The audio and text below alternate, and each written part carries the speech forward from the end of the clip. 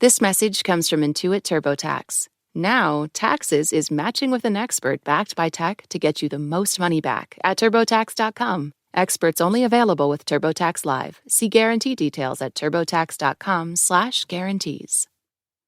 What's good, y'all? You're listening to Code Switch. I'm Gene Demby.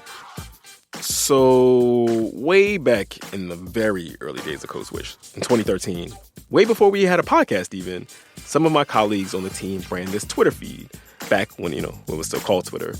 That account was named @Today in 1963. And the idea behind it was really simple. Every day, the account would tweet out news items from newspapers from that same corresponding day, but 50 years earlier, in 1963. And 63 was a really eventful year for the civil rights movement in the United States. Medgar Evers, the civil rights organizer, was gunned down outside of his home in Mississippi by a member of the Klan. 22 black people, including 4 school-age girls, were killed when white opponents to desegregation hid a bomb under the steps of their church in Birmingham, Alabama. And of course, 1963 also saw what has since become the most famous moment of the civil rights movement, the March on Washington, and specifically Martin Luther King's now iconic speech. I have a dream that one day this nation will rise up. And so just to go back to that 1963 Twitter feed we ran way back then, one of the things that might be surprising to people today was how shook people were about this whole thing back then, and this idea of this huge throng of black folks descending on D.C. There was all this worry about violence breaking out, that the whole thing would devolve into rioting, all within view of the White House lawn. And so in the lead up to the march, Washington, D.C.'s police and federal authorities, they were all on high alert. There was even a ban on alcohol sales in D.C. the day of the march. And then the march came, and hundreds of thousands of people who had come to the Capitol to demand full equality under the law, they left peacefully. There were just 4 arrests, including one of a Nazi counter-protester. I mean, there was really barely any trash left behind. But that frisson of danger, that has been mostly stripped away from the way we tell the story about that day today. Just a few years later, of course, King would be assassinated at the age of 39. Public opinion polls taken a little bit before his killing showed that only about 1 in 3 people in the United States viewed him favorably. Today, of course, as we all know, he is one of the most celebrated figures in American history. There's a monument to King near the National Mall where the march was, of course. His birthday is a federal holiday. There are marches on Washington all the time for all sorts of causes because people of any number of ideological leanings are kind of drafting off of the imagery from that march. You got anti-abortion organizers and pro-Israel rallies and the pink pussy hat marches and many of them are either nodding to or explicitly claiming to be the heirs of Martin Luther King's moral legacy. And so, in today's episode, we are revisiting a conversation that gets into how our understanding of Martin Luther King's legacy has been co-opted and changed. Support for this podcast and the following message come from the Southern Environmental Law Center. Right now, the world is at a crossroads for the environment, and SELC is ready to tackle the challenges ahead. Ready to hold the line on environmental protections. Ready to ensure people have the clean air, clean water, and healthy climate they deserve. And ready to stand up to powerful interests in the courtroom, the halls of government, and communities across the South. To learn more, visit southernenvironment.org. Support for NPR and the following message come from Betterment, the automated investing and savings app. CEO Sarah Levy shares how Betterment utilizes tech tools powered by human advice. Betterment is here to help customers build wealth their way. And we provide powerful technology and complete human support where technology can deliver ease of use and affordability, and the people behind that technology can provide advice and guidance. Learn more at Betterment.com. Investing involves risk. Performance not guaranteed. This message comes from CarMax, boldly searching for your next used vehicle. With CarMax, you don't have to settle on anything when it comes to your ride. Instead, steer clear of the ordinary and buy the car that's right for you. Because CarMax makes it easy to stop settling and find a car you'll love today. Start shopping now at CarMax.com. CarMax, the way car buying should be. All right, so back in 2023, the writer Ryan Ken posted a viral TikTok about the ways we remember King today. This is my impersonation of the Martin Luther King that you all quote when you want black people to shut up. It is me, Martin Luther King Jr., the only civil rights leader who ever lived. I had a dream, and it came true. So the rest of you Negroes can leave it alone now. I'm sure the person who is quoting me to you would have supported me back then as well. Just ask their parents or their grandparents what they thought about me. Yes. Oh my gosh. So Ryan Ken, what a treasure. If you're listening, thank you for being you. That's Hajar Yazdia. She's a professor at the University of Southern California and my guest on this episode. And she joked that TikTok could have been the trailer for her recent book.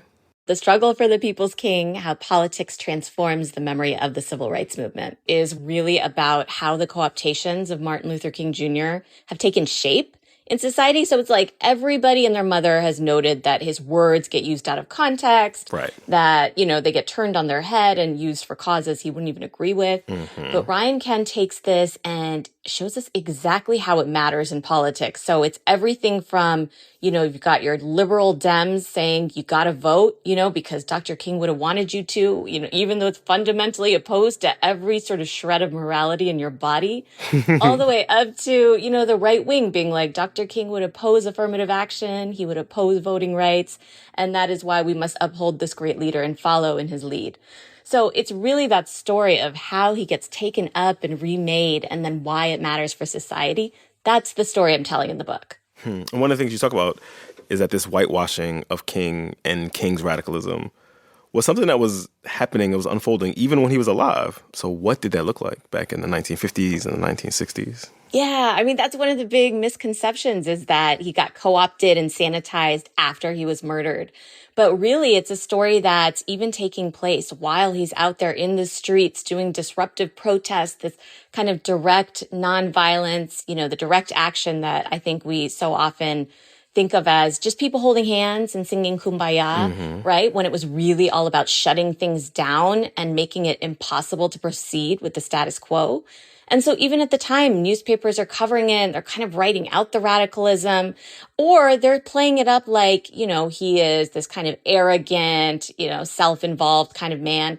Even when he appears on the cover of Time as Person of the Year, Time magazine writes about him in this way where there's a kind of critique underlying that just talks about how he's, sort of self-important. And I think that that's a piece where, he really understood that the way he was being symbolized really mattered for the public's ability to understand what the civil rights movement was trying to do. So I think that's really one of the pieces that comes out. You write that Ronald Reagan, who was famously a critic and opponent of King when King was alive, Reagan was, of course, governor of California, a major critic of the civil rights movement, that he, ironically, played a really big role in the sanitization after King died. How did that go down? Yeah, so this is really like the story that begins the book. And it's one I didn't expect. So when I was thinking about how King's been sanitized, this is something I started noticing in the wake of the Tea Party. So this kind of reactionary white lash to Obama's presidency. And I thought that's where the story would begin. And so when I'm doing this research, it's wild to me that then it goes all the way back to this moment where thinking about the debates over the King holiday. And so this is the 15-year battle to institutionalize a Martin Luther King Jr. holiday that celebrates not just his contributions, but really the civil rights movement's contributions to American national sort of myth and memory and the story of who we are. And so Reagan, as you said, has completely opposed civil rights. Like he's made it his life's mission to unroll them and make it a matter of individual rights where you have an individual right to discriminate. And yet, as this political pressure mounts, he knows that the best way to woo white moderates and kind of shut down the Black NAACP resistance to his presidency is to sign this holiday into law. And what's really interesting, Gene, is, there are these letters. If you go back, you can find these letters he wrote to his political allies who were so pissed that he was signing this holiday into law. And they're like, what are you doing? And he writes these letters and he says, rest assured, we're remembering the selective image of Dr. King. And he assures them that he's not moved on his position on civil rights. He's just going to be celebrating a king that represents colorblind individualism, American exceptionalism, and he's really going to drive home throughout his presidency the story that Dr. King's dream of this colorblind nation has been realized. And so now racism is a matter of the past. It is over and we can move on. I mean, it's actually kind of wild to think about this, to think about how immediate and sustained the backlash to almost every single policy victory achieved by the civil rights movement was. Everything has been either rolled back or reined in. The Voting Rights Act has been gutted. By many measures, our neighborhoods are just as segregated as they were in the 1950s and 1960s. School segregation is still like a defining feature of American education. There are a few things as unpopular as equally funding public schools or busing. It's really hard to bring discrimination lawsuits against employers. So, like, I guess I'm curious about why the civil rights movement has remained so powerful a story. Yes. I mean, that's the question, right? And so that's really where I think about it as the building of what the philosopher Charles W. Mills called the epistemology of ignorance. It means that you choose not to know the roots, the causes, why things are the way that they are. And I often think of it like a kind of collective wearing of glasses that have the wrong prescription. And so, everything's blurry. You cannot make out reality. You don't know where you're going. And I think Charles W. Mills describes it as white people making a world that they themselves don't understand. And so if you build this willful unknowing, then power can keep reproducing itself.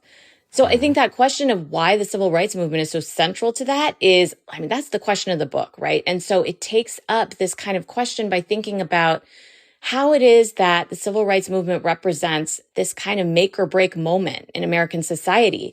Are we going to reckon with a country that was founded on the backs of Black Americans? Are we going to reckon with this history of racism? Or are we going to act like it is now finished? We got our Voting Rights Act, we got our Civil Rights Act, and now we're good. And that's really what folks in power end up doing, is instead of a real reckoning where we confront the past, instead we kind of put a pin in it and say, all right, we're moving on to the next book. So to your point about willful unknowing, that almost seems too passive a way to describe these really organized efforts to sanitize the way our history is taught in schools, particularly America's racial history. But I think that's so important because when you think about the misuses of the past or historical revisionism, or even all the way up to the alt histories that I describe in the book, which are really the dangerous ones that found great replacement theory, for example, when you think about all of them, they're all rooted in a project where obscuring the past ensures that you can't know the present. And that does require limiting proper historical education, but it also is a process of limiting critical education. And I think what's so disturbing is when you think about, NPR did this report in 2021 where it was around this moral panic around critical race theory in schools and really about racial education more broadly. God forbid we talk about racism or even anti-racism. And they noted that half of the Republican speakers at this press conference used Dr. King's quote. And that was to play up the threat of critical race theory, to say that Dr. King himself would be horrified that we are learning about racism in our schools. And what's wild about that, right? What's wild about that is that It's so bananas. It's crazy. They are using Dr. King's words to effectively limit education that would teach about Dr. King. Can I just share one more kind of crazy, egregious example that I find for sure, of course, hilarious, but I think is worth noting because it kind of shows how far we've come in a really negative way, is I don't know if you remember when Dinesh D'Souza, the crazy right-wing political commentator, when he got arrested for campaign finance fraud, and on Martin Luther King Jr. Day, he tweets out that he is celebrating King's legacy as a fellow jailbird. And he talks about how they're essentially the same person fighting for justice and being targeted by, and this is really crazy, he compares J. Edgar Hoover to Obama. And so all of a sudden, Dinesh D'Souza is Dr. King. But I think what's wild about that is he himself had opposed civil rights at every turn and was somebody who's trying to overturn multicultural democracy. Yeah, King, as he is my fellow, we have the same basket of grievances against society. So funny. To that point, you start the book with a wild anecdote about the Tea Party and people like Glenn Beck openly claiming to be inheritors of King's mantle. Who stood down on those stairs and gave his life for everyone's right to have a dream, Martin Luther King. That's what the reflection is all about. Like, it's laughable, but it's really effective. Like, what are we supposed to do with that? Yeah. One of the big findings in the book is that these right-wing co-optations of memory, they're the ones that get represented in the New York Times, in Wall Street Journal. They are getting the mainstream press coverage because they're so sensationalist, and it moves these misrepresentations to the mainstream. And so there's a story there about media complicity. And it's like the story of the grassroots from below who are resisting, for example, that Tea Party rally to restore honor, where Glenn Beck says that they are the ones, the Tea Party has taken up the mantle of the civil rights movement. Those resistance from the below, they're not being represented in the news. I think it's also rooted in this, like I said, larger culture of ignorance, where to recognize the resistance from below as legitimate would be to affirm that actually the system is unjust and that there might be something to what these crazy leftists are saying. Part of the story is King's strategy, this tactic of nonviolence, which allowed for people who were around him, people in the movement, to be painted as almost saintly, right? To your point about sort of taking away how disruptive it was. And also, like, their use of nonviolence as a strategy is more complicated when you know how things work, right? King was often flanked by armed security. Rosa Parks has talked about being a gun owner. Why do you think that we are so attracted to that idea of the saintliness, like of that movement, as made up of just kind people asking for their rights really politely? Yeah, right. I mean, I think it's really a great way to defang and make it feel like it's impossible for everyday people to reproduce a movement like that. Because if you uphold it as this moral beacon where it's robbed of all of its complexity, all of its internal messiness, and even King's complexity as a human being who was not perfect. He got angry behind the scenes. There are stories of him having a real temper. And all of that gets written out as if he was, like you said, a kind of saintly hero, and as if nonviolence meant purely just marching peacefully, not bothering anybody, and waiting for folks to like you. And I think what's so radical about nonviolence and what was so radical about King and the civil rights movement is that it really relies on a long timescape, a real future vision. And it's one that understands that you're not going to necessarily get your gains tomorrow, next month, even next year, but that you still keep going because you believe truly that there is something in the future that will yield the liberation that you seek. I mean, one of the things that you hear people who are critiquing, contemporary protest movements say is when they point back to the civil rights movement, right? There are often a lot of young people kind of dressed really well, right? Dressed like in their Sunday best.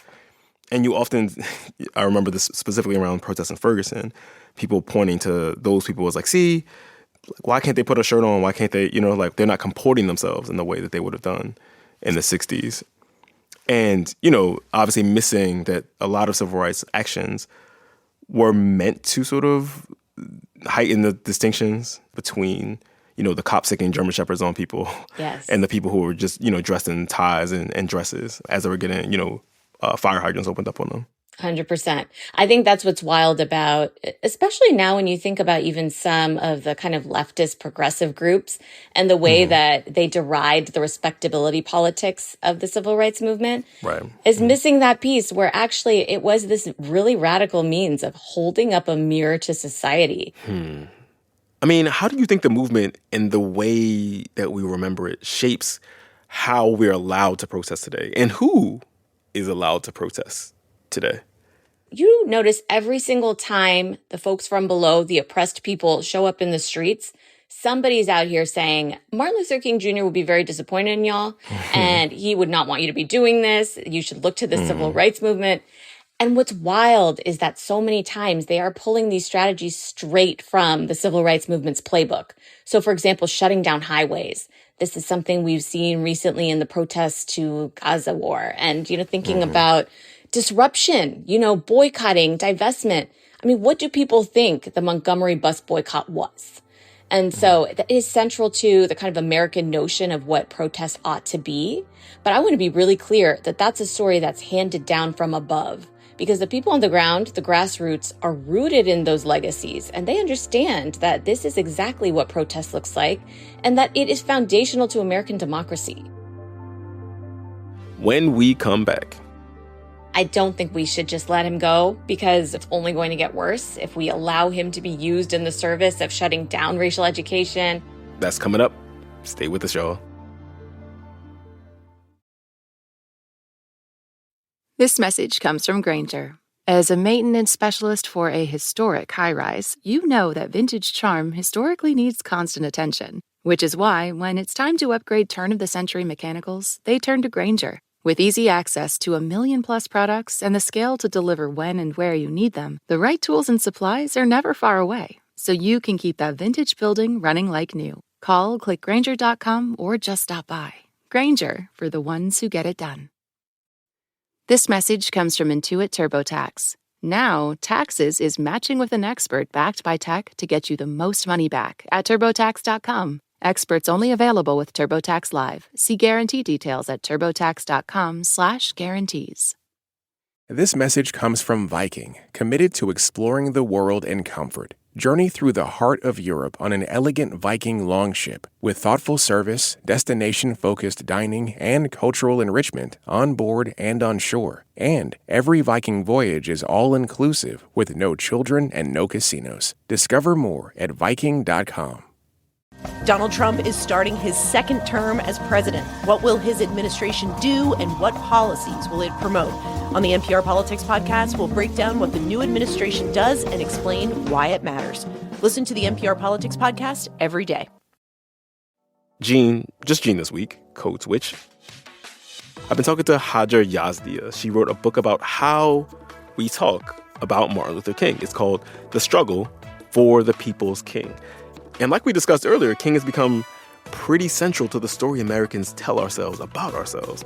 We've talked about Glenn Beck, we've talked about Black respectability politics, but we also got into how King is claimed by other social justice movements, specifically immigrants' rights groups or Muslim Americans organizing against Islamophobia. You know, folks who might be seen as conditionally American.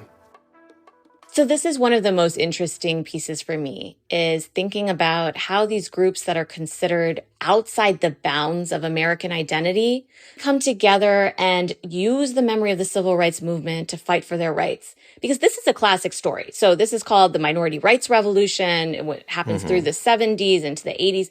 And this is where groups like disability rights activists, women, LGBTQ groups, they're coming together and using the tools and the tactics and the language of the civil rights movement to fight for their gains.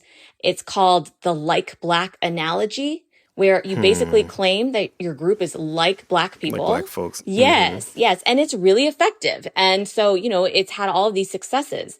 And so you come into the 2000s and there's this growing immigrant rights movement, and they want to use the same tools. And so one of the more interesting stories is they get the blessing of Black civil rights leaders and they unroll this nationwide immigrant rights workers freedom ride.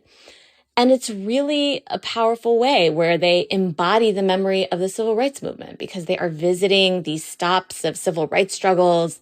The immigrant rights activists are getting off the bus. They are really taking in the full education, the full analogy that they too are experiencing oppression and violence like Black people did. Now, I think this is really where the struggle comes in, is that too often they are making their claims without realizing that there are Black folks in their midst. There are Black immigrants. There are Black Muslims. And one of the real kind of internal reckonings that happens through this process is realizing that anti-Blackness is this kind of veil that keeps the immigrant communities from seeing their own reflection, from understanding themselves. So it's really in the internal reckoning, the historical education that they come to see that they are actually in community with and building coalitions with Black people. They are not posed in opposition to them. So this is where memory can become a bridge. It's not just about remembering history. It's about bringing communities together under this umbrella of we are all embedded within the past together. It is that interconnected web of mutuality.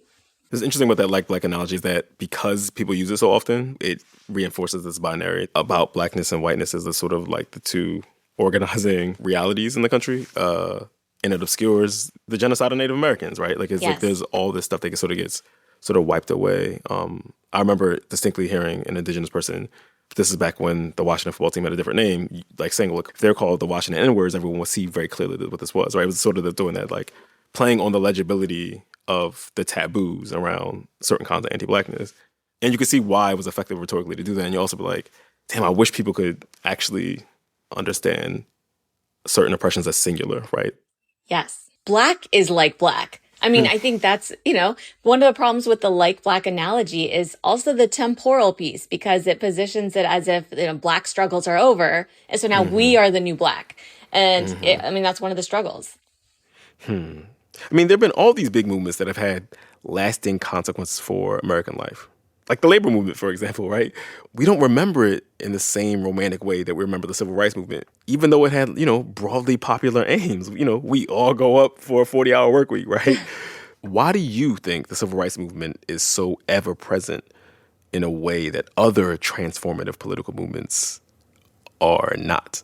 Yeah, that's a good question. I mean, I think it goes back to the question of the meaning of race in America, because the foundational story of America is built on Black enslavement. And so that's what, some scholars call it like a spoiled identity. And so the nation has to contend with its spoiled identity. It has this sinful past, right? And so it needs a story of redemption. And that's what this kind of co-optation, the sanitized whitewashing of the civil rights movement offers, is this story of great redemption, of overcoming, of a kind of, morality that exceeds all else. And I think that's why it's become so central in the American imagination, as opposed to, for example, the labor movement. And I'll also say, the strategic obfuscation of the labor movement is no coincidence. Like, folks don't want people coming together to challenge capital and challenge power from above. So God forbid we remember it. Right. You said the overcoming is like literally we shall overcome, right? It's like that's, part of the sloganeering that people are just assigned to the civil rights movement. You know what I mean? Like, oh, we had this original sin. We have been delivered from it by a speech, I guess. And now we're all good now. Yeah. We overcame. We're done.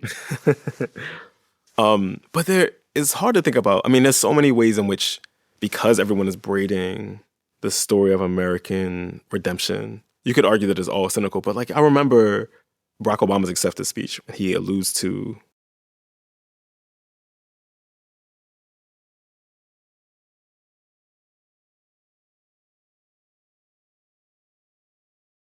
like there is a way that he was very, very literally tying his election to the presidency to King. And, you could have a whole conversation about whether, the head of the American project is like naturally in opposition to King. But like, it was almost like you could feel him saying, I'm being restrained because I'm not even saying King by name. You know what I mean? Like I'm just nodding to a preacher from Georgia. It's so hard to resist that impulse to like, to just like nod to King because he's like looms so large in our like moral imagination. Yeah, but I mean, that was one of these moments that I think most Americans upheld as like Dr. King's dream realized. We have a Black president.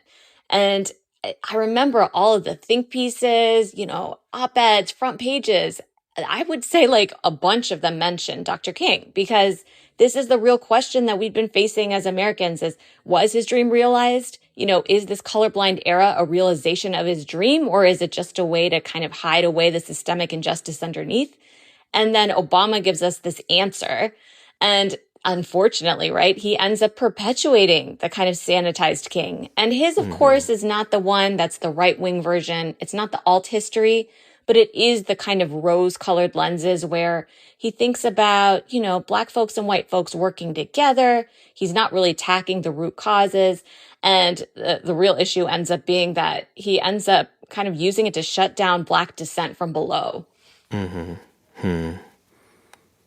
Okay, so we're at this place where King is being claimed by everybody on the left. He's being claimed by everyone on the right. He's in a Dodge Ram commercial. Glenn Beck and Sarah Palin are like, is there an argument that we should just let this dude go? Like, for the people who are like, no, we gotta remember the radical king. Is there an argument like, yo, we've lost that?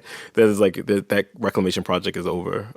Like maybe the brand that's been created around this guy is too far gone. Is there an argument that you buy in that? Yeah, I mean, I think about that a lot. So I think there are two things that are happening. And so for one, I don't think we should just let him go because it's only going to get worse if we allow him to be used in the service of shutting down racial education, shutting down all kinds of critical education across the country.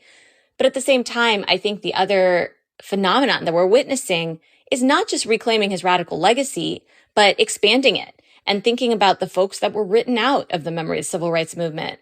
So we see this movement to reclaim Bayard Rustin. We see movements to reclaim all of the Black women that were at the forefront, the Ella Bakers, the Fannie Lou Hamers. We're thinking about everybody who was so foundational to the struggle and then also the complexity within it. And so I think it's like, yeah, we could let him go and move on, but I think I see on the one hand a movement to move away from a kind of institutional understanding of civil rights as the only path forward to liberation. And in fact, the civil rights movement itself didn't think about law as the only path toward liberation. It was just one step. But I think the other piece that's been really prominent is that now they're tying those legacies of the civil rights movement to human rights, to global struggles. And so it's beyond this framework of just American exceptionalism, of just being folded into a system. It's about something much bigger and more visionary. I really hope one of the big takeaways isn't just that, we have to learn history for history's sake. I really hope one of the big takeaways is that we understand memory as this political project and that we become really curious about why it is that we remember certain things and what they're doing in society. What story are they telling? And who's getting left out? So I think those are the big questions that Dr. King would have wanted us to ask, and also that are the preservations of the real legacy of the civil rights movement. Hajar Yazdia is the author of The Struggle for the People's King, How Politics Transforms the Memory of the Civil Rights Movement. Doc, thank you for doing this with us. Thank you so much. This was so fun.